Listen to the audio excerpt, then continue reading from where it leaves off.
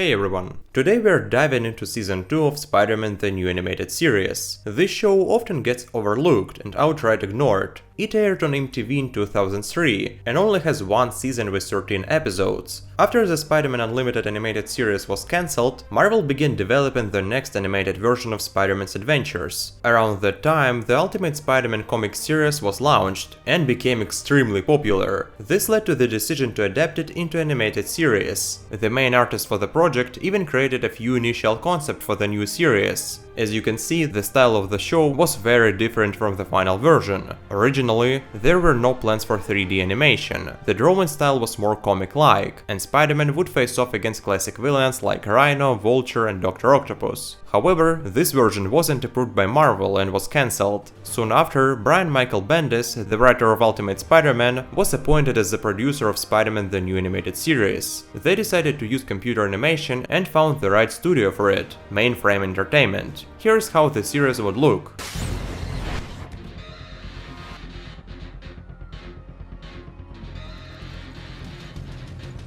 It felt more like a video game than an animated series. The final version definitely looks better. Unfortunately, the series had a rather sad ending, especially considering the creators had plans for a second season. The director, Brendan Vietti, had finished the script for an episode featuring Mysterio, who was set to appear in the second season. He also wanted to tell more stories about Kraven the Hunter, and create a plotline involving a showdown between Spider-Man and Vulture. One of the best episodes, in his opinion, was the second one, featuring the character Shikata, who he also hoped to use in the second season. Other creators of the series, including Brian Michael Bendis, wanted the new episodes to be closer in spirit and story to the classic Spider-Man comics. A few years ago, David Hertman, who was responsible for character design and served as the director for the series, expressed his regret that the show ended on such a tragic note and that the second season never happened. He recalled that the team planned to make Harry Osborn the Green Goblin and further develop Kraven the Hunter storyline. Sadly, none of these plans came to fruition. The series had poor ratings, and MTV chose not to renew it for a second season. The second film in Sam Raimi's trilogy of course did not consider the events of the series, so it can be assumed that all of this happened in some parallel universe, a rather tragic universe, where Peter really did stop being Spider-Man by his own choice. Over the past 20 years, Spider-Man the New Animated Series has gradually gained a loyal fan base. Some of these fans wanted a continuation so badly that they decided to create it themselves. Yes, really, a fan-made second season of Spider-Man the New Animated Series. You might have heard about this fan-driven project before, which for a long time didn't progress beyond the idea stage. But now, the same team that once announced they would create a fan-made second season has started releasing render models, initial animation tests, and posters. Let's break it all down. It all started when this team released their first video, just 15 seconds long, showcasing their 3D skills. Amazingly, the Spider-Man model really does resemble what we saw in the original series. The team showed how Spidey looks in both daylight and nighttime settings, and they also presented animation of his lenses. That's where they encountered some issues. The web texture was moving along with the eyes. Let's dive into all of this and see what they have been up to. 3 months later, the fans released an updated version of the model. The previously mentioned issues were fixed, and the lenses worked properly. They also changed the chest logo and tweaked various small details. Now the model looked very smooth,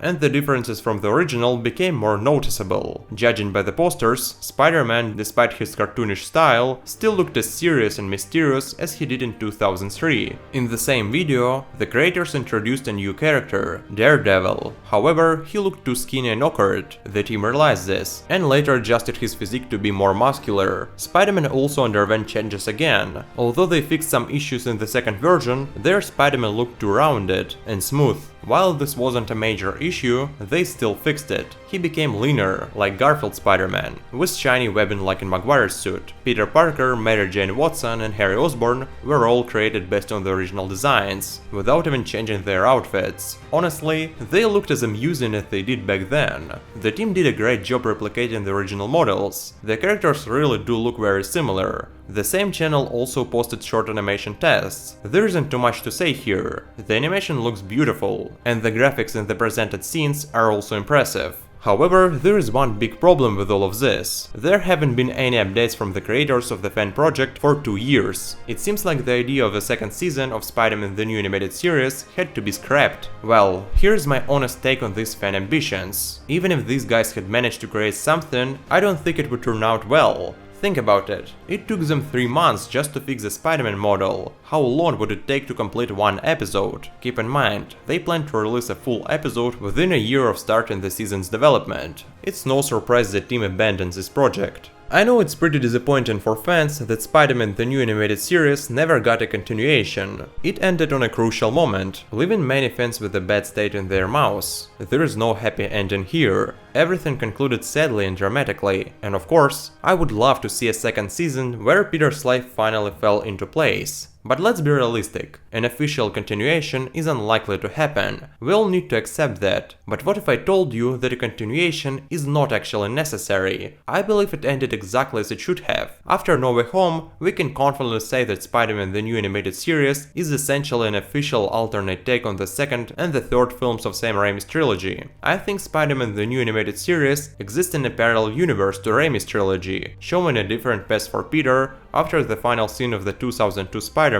Thinking it this way, you start to appreciate the project even more. The first reason for this is the villains. Raimi's trilogy had a limited number of them. Sure, we saw 2 goblins, Dr. Octopus, Venom and Sandman, but I'm sure many of you wanted to see characters like Electro, Kraven the Hunter, the Lizard and many others. Especially the Lizard. Since Connors appeared in the movies but never transformed into the Lizard, it's unlikely we will ever see a Spider-Man 4 with Tobey Maguire featuring any of these villains. However, the animated series allows you to see how these villains might have looked in the trilogy. It fully explores the Lizard and Electro, and even gives us a nice cameo from Kraven the Hunter. Essentially, we have 2 different takes on Spider-Man's story from the end of the first film, each with its own set of villains that did not appear in the other. If a fan watches both versions, their understanding of Raimi's universe is much broader. They've seen more iconic villains, and don't feel like any opportunities were missed. At least some of those gaps are filled by the animated series, which is not just some game where the plot isn't as important. It's a full-fledged project that spans over 4 hours in total. You take its story and characters seriously, not just as something made under a license. The portrayal of the Lizard here is far more interesting than in the Spider-Man 3 game, and Electro is one of its highlights.